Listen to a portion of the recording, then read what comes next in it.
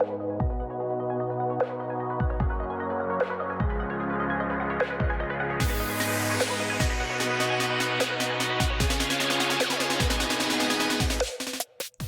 to the Rove Report. I'm your host, British Matt. The world is our show, and we bring you the latest and greatest updates and travel news across the country and across the Atlantic.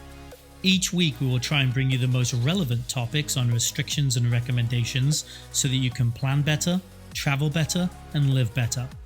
We are all living through unprecedented times right now, and we felt it important to make sure you have a place to come where you can find out positive news on updates and changes that benefit your life.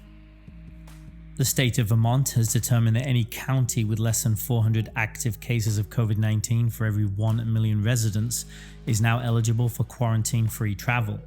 If you yourself are a Vermonter, you can travel to any county across the Northeast.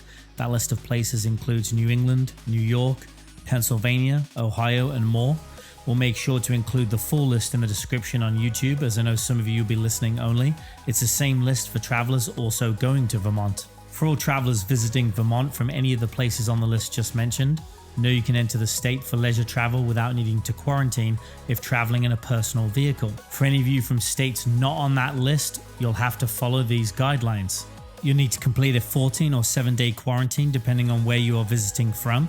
If you plan to travel by personal vehicle, this includes private jets, yes Kanye, I'm talking to you, you can complete the quarantine in your home state.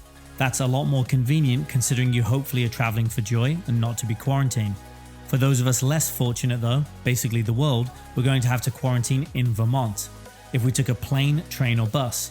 So depending on the duration of your planned trip, check if your state is on the list. If it isn't, and you've already fueled the car or jet, quarantine for 14 days at home, and then easier to enjoy your time once you get to Vermont.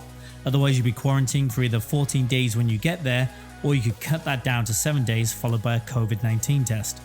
All visitors heading to Massachusetts, including returning residents who do not meet any of the exemptions, are required to fill out the travel form prior to arrival. The most important exemption, though, outside of being an essential worker or needing medical treatment, is the low-risk state list, which comprises of places like Colorado, Connecticut, Maine, New Hampshire, and the 6 other states, which we'll list in the show notes. The low-risk state list is designated by the Department of Public Health. You do have a choice of either quarantining for 14 days or producing a negative COVID-19 test, which you had administered in the past 72 hours prior to your arrival in Massachusetts. This is very similar to Hawaii and Alaska with their protocols. Note that if you've not taken a test or received a result prior to your arrival, visitors and returning residents must quarantine until they receive a negative test result. Failure to comply can result in a $500 fine each day, so we want to make sure that you keep your money for activities so you can enjoy your travel while you're there. New Mexico follows similar standards in providing travelers a choice of either a 14-day quarantine or showing proof of a negative COVID-19 test taken within 72 hours before or after entry. Note the key difference being that New Mexico bypasses the quarantine period with a negative test result, regardless of the state that you traveled from. So slightly looser travel restrictions in terms of complications around where you came from. If you are from a place on the low-risk state list, which we'll provide in the show notes, you are exempt from the mandatory travel quarantine. If you aren't, you're looking at 14 days, or you can cancel it out with a negative test. One thing to note, and the first that I've seen, but this could become the norm for other states too, is a fine for not wearing a mask in public. So be present to that in making your plans. In New Mexico, when in public places, you will be required to wear a mask, and it will be enforced. Last week, Costa Rica allowed more US states to enter their country for those wishing to travel. They include places like Arizona, Colorado, Michigan, and others. You can find the full list in the show notes. It's important to know too that California, if all goes well, and that's a big if, could land on the Costa Rica entry list October the 1st. If it does, it will be the only addition the following week. If you want to visit Costa Rica, you'll need to fill out their version of a health form, which they call their health pass. They'll need to see a negative COVID-19 test taken within 72 hours of arrival. And all US travelers will need to show a valid driver's license or state ID proving that they live in one of the 20 authorized states. Children traveling with their family are excluded from these requirements. You will also need to show proof of medical insurance either purchased where you came from or through Costa Rica's National Insurance Institute. We'll provide a link to the insurance documents requirements in the show notes. All passengers traveling to Egypt must be in possession of a negative COVID-19 test taken at a maximum of 72 hours before their flight departure. However, those coming from North America, given the long travel time, are allowed that to be a maximum of 96 hours prior to the departure. Since we all make the mistake at the airport almost every day, know you'll have to show a paper copy of the test. Digital copies will not be accepted. Children under the age of 6 are exempt from the mentioned requirements.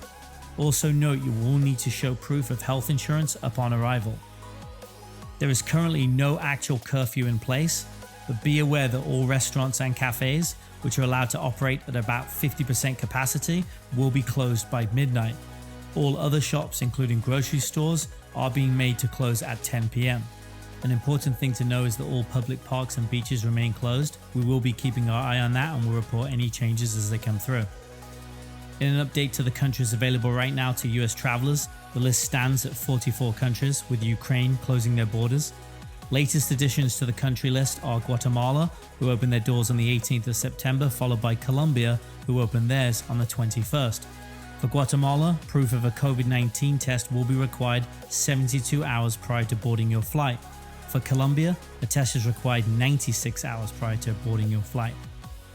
And that's all we have for this episode, but remember to check in each week for the latest updates in restrictions and recommendations. Thank you for your earbuds, and make sure to subscribe so you get notified of the next episode where we bring you updates to help you plan better, travel better, and live better. It's no question that COVID-19 has changed all of our lives, but what's important is that we have an optimistic outlook on the future in travel and tourism and still live our lives every day to the best of our abilities. We have no doubts that COVID-19 has made travel a lot more complicated, but we can assure you that tourism boards all around the world are doing their very best to ensure your safety and security and also give you a platform to travel once again. As your British host living in North America, operating an informative media company all around the world, be sure to stay healthy and happy, and we'll see you next week.